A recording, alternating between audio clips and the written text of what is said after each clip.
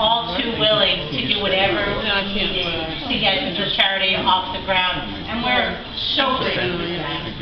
I too want to thank the volunteers. Without them, we do not have an organization.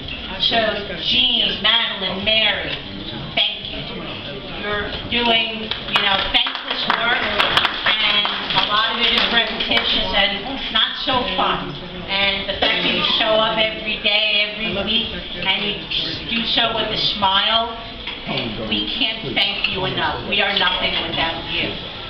I am going to talk a little bit about our 3 primary programs.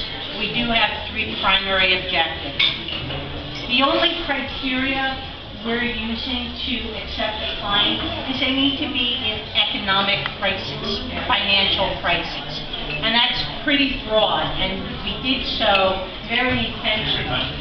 However, we are in line with what most state and federal programs are using. Our first program, our mission is to feed people. If they can't afford food, we want to help them get food. So that might be connecting them to a food pantry. That might mean helping them go, get subsidies from a state program, a federal program, a local program.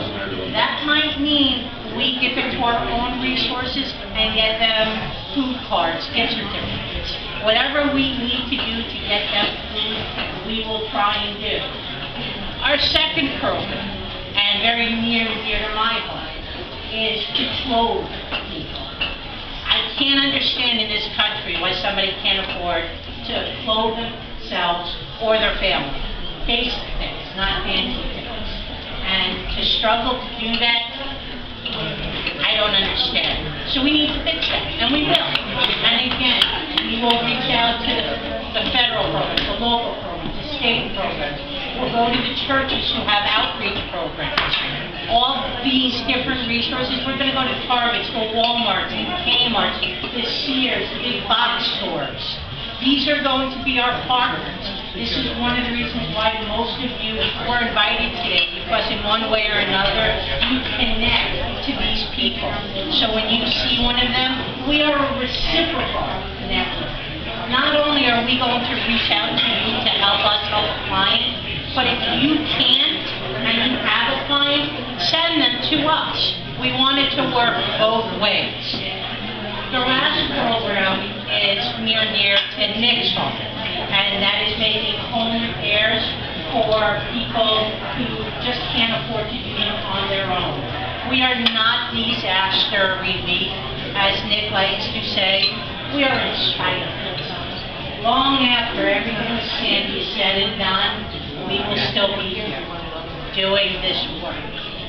So we will not necessarily turn someone away if they are a disaster recovery, but that's not our primary target for the person.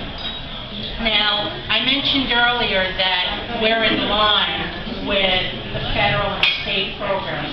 Some of you may be familiar with the federal poverty line, which is FPL.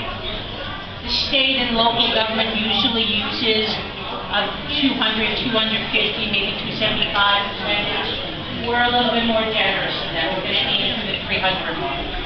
However, very important, just because somebody may not qualify on an income level, do not write them off and say, oh, I can't send you to Fat Helping Hands. We will evaluate every case on an individual basis. Okay? We are going to work tirelessly not to have to turn somebody away. Okay? So as long as you know what our mission is and the goals, and we have your support, we're hoping never to have to turn anybody away. Are there any questions about any of our programs or the things that we're trying to accomplish? Can I answer any questions or any confusion?